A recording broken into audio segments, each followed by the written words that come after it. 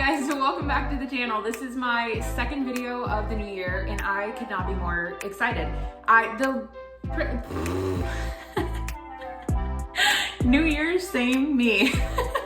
So just like my last video, it is still really cold and rainy here. It is about, what, maybe 31 degrees outside. It is freezing. So my last video was a burger salad and that was bomb. I actually just had one before I'm filming this now for the second day in a row. But I wanted a dish that was comforting and cozy and pasta-y, but I still wanted it to be healthy, or you know me, healthier.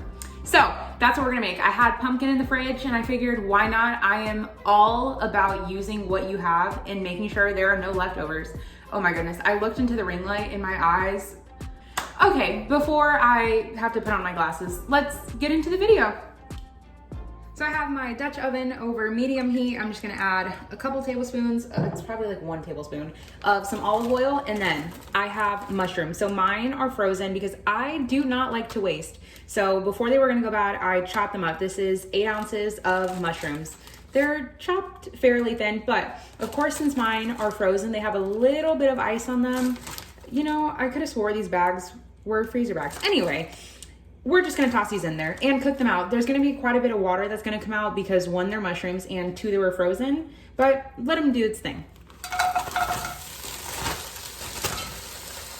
So since mine are frozen, of course, it's gonna take a little bit longer for them to thaw and really develop that color. So I'm gonna cook mine for 10 minutes, but if yours are fresh and not frozen, about 5 to 6 minutes. Okay, it's been about like 4 to 5 minutes, and as I'm cooking this, I'm realizing that I think I actually might like this better with frozen mushrooms. At Walmart, you can get them for like $1.25 for like a 12 ounce, so a little bit more than this for just like $1. I think that's great. But you see all of this like juice that you're developing on the bottom here? That's all like mushroom stock, so the mushroom mixed with the water. Oof, it's honestly gonna add just even more flavor to your dish. Once your mushrooms are nicely cooked, they have like a really pretty golden brown color. I'm gonna take everything out of here. So I'm gonna try to get up as much of the liquid as I can, but I'm not too worried about it since it is, besides boiling the pasta, it's a 1-pot meal. So you don't have to worry too much about it because everything is gonna go in here in the end anyway. So now to the liquid that is so quickly evaporating as I'm talking, I'm gonna add half of a diced onion. I could have chopped up another half, but I already had a half in there. So you could use the whole onion, but I'm just using half. Okay, and that liquid evaporated so quick, so I'm just gonna add a little bit more oil and just give that a stir. And you're gonna wanna cook this until they've sweated out, probably 5 to 6 minutes. Once our onions are nice and caramelized, I'm gonna add about a tablespoon, so like 4 cloves of some garlic. Then I'm gonna hit it with a teaspoon of some salt, black pepper, a little bit of crushed red pepper flakes, and the tiniest bit of nutmeg. Nutmeg goes a really long way. We're gonna give that a mix, make sure everything has time to hit the heat and really like blossom the flavor. Ooh, that nutmeg is like a game changer. Instantly, it just smells like fall. And I get it, it's winter, but like in my heart, it's always fall.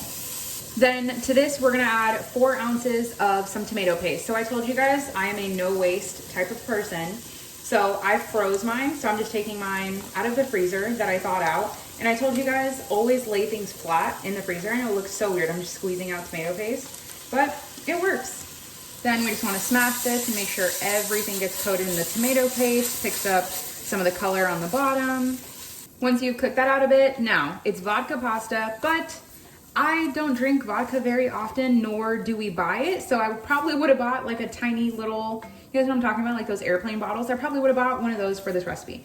But we're gonna use half a cup of some chicken broth to replace the vodka. So if you had vodka, add it. If not, chicken broth, vegetable stock, whatever you have. And we're gonna scrape the bottom to make sure all of this kind of comes together and you get all of this goodness on the bottom here. So then to all of this sauciness, we're gonna add 1 cup of pure pumpkin puree. So I know with the holidays just passing, you guys probably have pumpkin pie filling. That is definitely not what this is. This is pure pumpkin. And I know most people kind of think that pumpkin is for like pumpkin pie and sweet dishes, but it can also be used in savory as long as you just add a good pinch of salt and other ingredients. Then to this, we're also gonna add back in our mushrooms and any of the juice it accumulated. Now, also we're gonna add, I have half and half. I'm gonna add 3/4 of a cup. You could do cream, you could do half and half coconut milk, whatever you have, but I don't recommend like a sour cream or what is that, cream cheese? Because just absolutely not. So half and half just for a little bit of the health benefits, or you could do full cream. And yes, I am using the same measuring spoon or the same measuring cup for all of this because I don't want to have to do a lot of dishes here or make anybody else do more dishes. So then we can start mixing this together. And at first it's gonna look kind of like a hot mess because you're trying to incorporate everything together, but I promise you it's gonna work out. So in my little pot here, I'm gonna add some I'm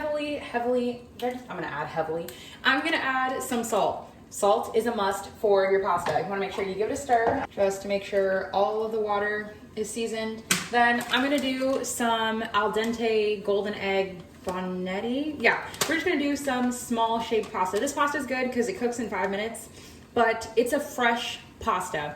I don't know how to explain it other than like it tastes fresh. That's the intention of this brand.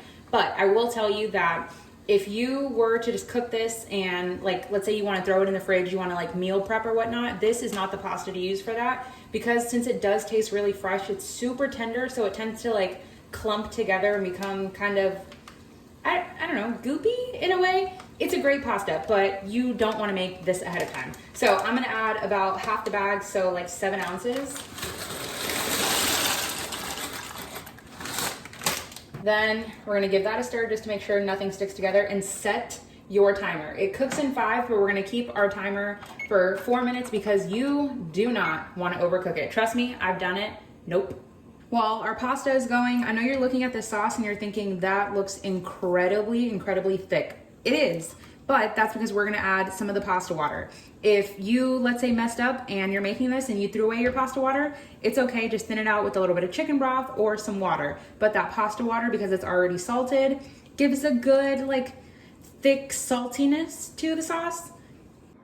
Okay, it's been 4 minutes, and just as I say that, my timer goes off. It's been 4 minutes. Now, for the pasta water, I'm just gonna catch it in a bowl. It's so much easier to do this than I'm gonna strain it out. I'm gonna take about a cup of it, just leave it off to the side, and then I'm gonna go drain this.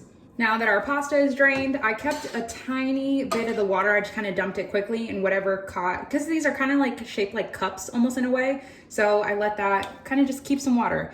I'm gonna just ladle the sauce. This is the way I love to serve pasta whenever I'm making like a quick pasta like this. Now, I know you guys are still thinking it looks really thick. I'm gonna get a little bit more because I love saucy pasta, but that is where your pasta water comes in. You wanna add a couple tablespoons at a time. If you messed up and added a little bit too much, then either add some more pasta or a little bit more of your sauce. Like I said, this pasta, if you're using this exact one or one from this brand, you want to be careful because they are super delicate. I'm gonna grab my little scraper here and just kind of toss and lift rather than just like mixing and smashing. And that's it, we can serve. Okay, so on to the taste test and I guess my little notes of this portion. You could have made this with Italian sausage, would have been so good. But, you know, just a meatless recipe, okay. It smells good. I smell everything, and I think you guys should too. That's how you find out a little bit more about food.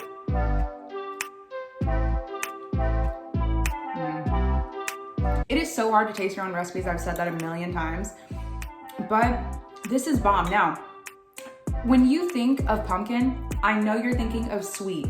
Hardly people think about savory when it comes down to pumpkin. This does not taste like pumpkin. Like, I like pumpkin, so it wouldn't be that bad. It literally tastes cheesy without cheese, and I have no idea why that is. Oh my goodness. I'm just gonna sit here and eat this whole thing. You guys see the steam coming off that? Can you guys see that? Yeah. It is so good. The mushrooms kind of give you like a meaty vibe, but let's be real, it's not meat. It would be bomb with it. But it's so freaking good. It almost tastes like pizza-ish. Tomato paste has a lot more flavor than like diced tomatoes, crushed tomatoes, whatever. But it's so concentrated, and I think that's where I'm getting that pizza-ness from. Some Parmesan cheese. I might just say that this is gonna be one of my new favorite fall pastas. Look at this creamy, saucy goodness. Do you see that? Absolutely perfect.